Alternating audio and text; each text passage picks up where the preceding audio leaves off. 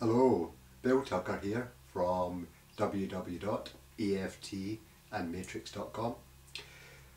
I've been asked to talk today about migraines, and obviously lots of people unfortunately suffer from migraines, and I'm going to be talking from a German new medicine perspective on migraines and looking at some of the root triggers and the conflicts that are underneath the migraines, and obviously some practical solutions about what to do about them as well. Now, migraines are a little bit back to front, as is all physical pain, and I'll come back to that a little bit later and give you an example of that. So, migraines, what are they? It's water that's in whatever specific area of the head. All healing takes place in a fluid environment, and with a migraine there's pressure against the skull or the eye socket or anywhere around the head and face, and at the peak of the migraine the body is trying to squeeze that excess water out so it can be drained out the body. Now the pain we feel is that pressure, and I'll come back to some practical things we can do for that as well, but I really want to tell you that what's underneath the migraines. And so the conflict around the migraines is, I have no control over this situation, it's dangerous. And that could be anything from, let me talk a little bit about predisposition. Say for instance, because at the end of the day as human beings we always have to feel safe. And say for instance as a young child we witnessed our mother, our dad, and say for instance they were running a business or work or whatever it was, and as a young child you looked up to your dad, and this is only one tiny example, you know, it could be hundreds, thousands, and your dad was always strong, or your mother was always strong, and always, as you felt, in control of the situation. Now say you witnessed as a child for the first time your mum or your dad feeling weak, feeling vulnerable, expressing vulnerability or weakness or tears over a certain situation. Say they had some news coming in about their work, their home, their business, and you as a child witnessed this and goes, oh my God, you know, this situation is dangerous. And maybe then it was like, my mum and dad are not in control, so you're not in control, and that's not a comfortable place to be, because we have to feel safe.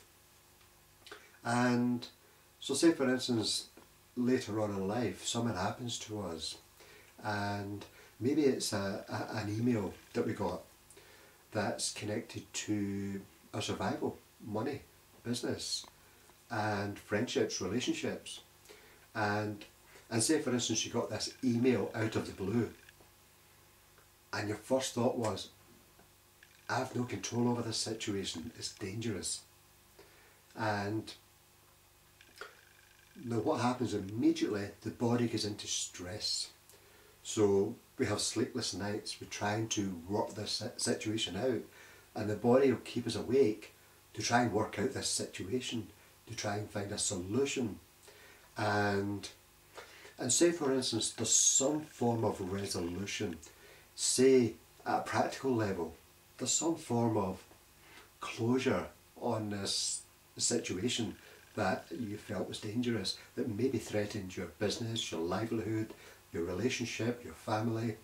And as soon as you feel safe again, then the body goes into healing. So it comes from stress into healing. And as soon as we get into healing, that's when the physical pain starts. Almost always, not all the time, but almost always. So it's a little bit back to front. All physical pain is a bit back to front, because we are always taught that physical pain is bad, and when we're in physical pain there's something wrong. But physical pain is actually part of the healing, and obviously we don't want to be in pain, and we don't understand this, you know, this back to front sort of situation. So say for instance, I'll give you a little example. There was a girl I used to go out with, and we were in the country, We were going to watch the trials motorbikes, and in the countryside, that was on the Isle of Man. So it's a big grassy slope, looking down to the sea, and as she was coming up it was a bit wet, so I stuck out my hand to help her up, and she took my hand.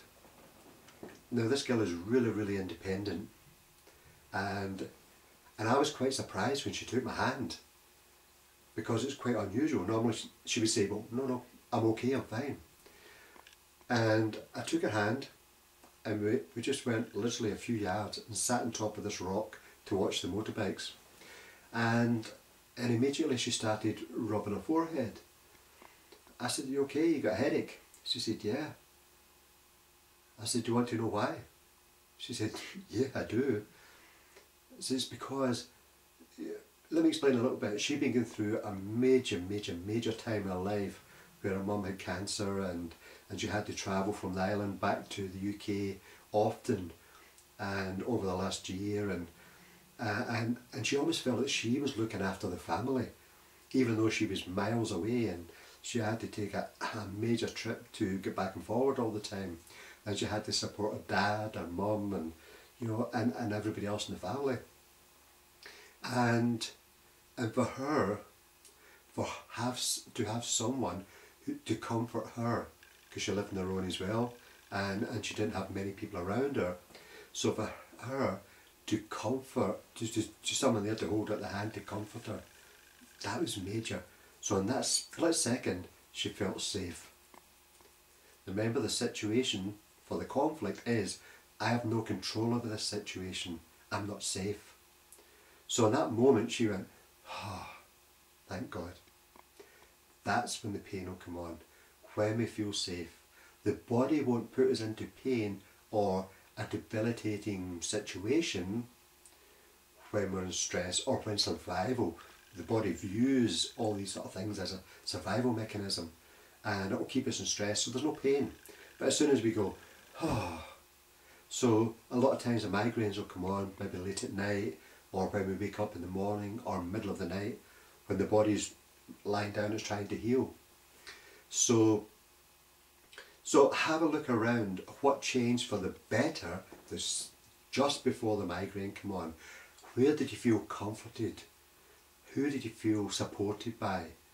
What situation changed for the better where you felt safe? Who gave you kind words of encouragement or praise or support in that way, nurturing? And so the body will go into that place where it just feels safe. And so look back to what happened, what changed for the better. So for migraines, really we want to go back to the very first time if we can. So backtrack through all the different migraines you've had if you can, and find the continuous theme that's running around. This situation's not, this situation's dangerous, I'm not safe, and I have no control over this situation. When we have control, or when we feel we have control, that's when the migraine will come on.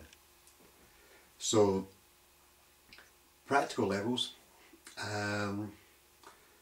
as a first aid emergency thing, ice packs to the head, and if we can tolerate it, a shot black coffee, because remember, it's the water accumulating around the head, and it's about draining that water out. Or a warm bath with Epsom salts will help as well. And if you can have any form of lymphatic bodywork, drainage or whatever, and these sort of things at a practical level will help. Personally, I use EFT, and even if you can't tap in the points, just hold the points and just take a breath in and out. You don't need to focus on a migraine because it's there anyway. And sometimes these will help as well. Or rubbing on any of the acupuncture points. And so that's really a very quick summary of what migraines are about. And practical levels, always look back to what changed for the better, where you felt safe, more in control. That's where you want to go.